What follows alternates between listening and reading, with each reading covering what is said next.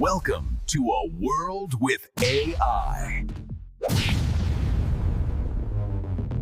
Hey everyone, and welcome to A World with AI. Today, we are talking about one of the fastest, most mind-bending shifts happening in tech right now, how we build software.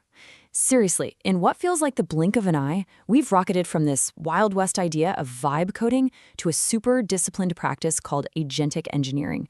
So let's break down what on earth that means and why it's changing everything. And look, this isn't just some small incremental update we're talking about. Bill Gates himself put it perfectly. This is a full-blown revolution. Think about how massive the leap was from typing commands into a black screen to just tapping on icons.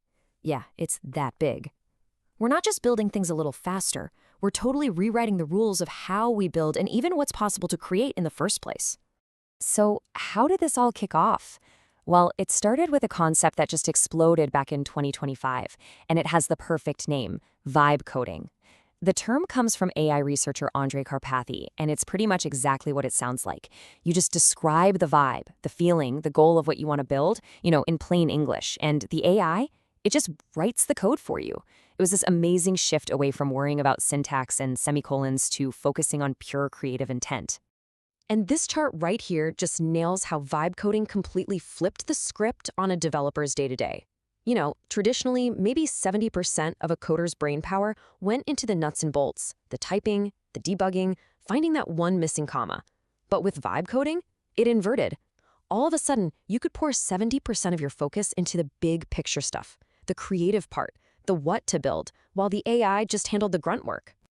And believe me, this wasn't just some fun little experiment for hobbyists. Oh no, this was a real massive trend. Get this, by the winter of 2025, a full quarter of all the startups in Y Combinator, we're talking the most prestigious incubator on the planet, were building their products with AI generating a whopping 95% of their code. Vibe coding wasn't just coming, it had arrived. But then reality came knocking. And this quote just perfectly sums up the problem. Vibe coding was incredible for getting a prototype up and running. It was like 3D printing a quick model. Fast, cheap, you get the idea. But trying to ship a real production-level product with it, that was a totally different story. It was like trying to run a whole factory with just 3D printers. The quality was all over the place, and when something broke, good luck trying to figure out why. And the stuff that came out of this, it earned a pretty unflattering nickname, AI slop. We're talking code that was unreliable, sometimes insecure, and often just strange. It might have worked on the surface, but underneath, it was creating this huge pile of technical debt. It became super clear that while the vibe was a great spark, the industry needed something way more robust to actually build on. I mean, just look at this timeline. The speed of this whole thing is just wild. In basically 3 years, we've jumped from people typing every line by hand to AI helping us autocomplete to the free-for-all of vibe coding, and now, in 2026, to the next huge leap, agentic engineering. So, welcome to the next chapter, agentic engineering. Yep, Karpathy coined this term too, and pay attention to those 2 words. Agentic, because you're not writing the code anymore, you're directing autonomous AI agents that do it for you. And engineering, because this isn't just about throwing a prompt out there and hoping for the best. Nope, this is a professional discipline and needs structure, expertise, and a whole lot of oversight. The big difference here is that we've replaced that prompt and hope workflow with a really solid loop. Plan, execute, verify. So first, the human engineer plans everything out. They define the goal, the rules, the quality standards. Then, the AI agents execute, working on their own. And finally, the human comes back in to verify the work. It's all about delegation and supervision, not blind faith.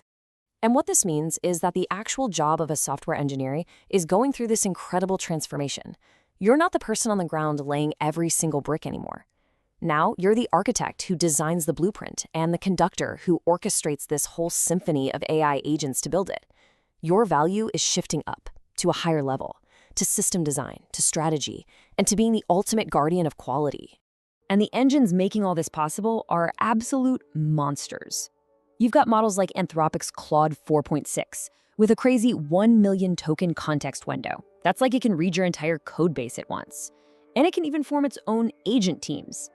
And then on the open source side, you have powerhouses like DeepSeek-V3 2, which hits top-tier performance incredibly efficiently and can actually remember its train of thought on really complex jobs. So how does a developer actually manage all this? Well, you're not just working with one AI. You're basically the manager of a whole specialist team. You've got your feature author writing the core code, you've got a test generator, a code reviewer to keep things clean, a security scanner, and even a release manager to handle deployment. Each one has a very specific job, and the human orchestrator makes sure they all play nicely together. And if you're thinking, okay, that's cool, but is anyone really doing this? The answer is a massive yes.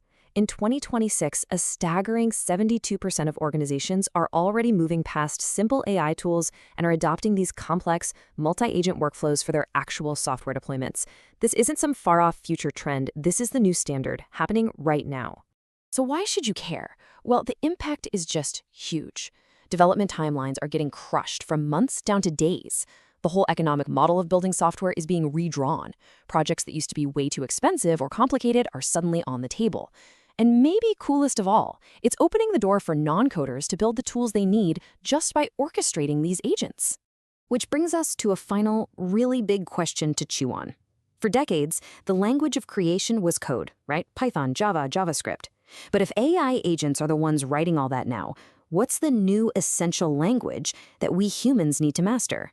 Is it the art of writing the perfect spec? The science of designing complex systems? Is it simply the skill of expert orchestration? I mean, think about it. This shift from vibe coding to agentic engineering is so much more than just new tools.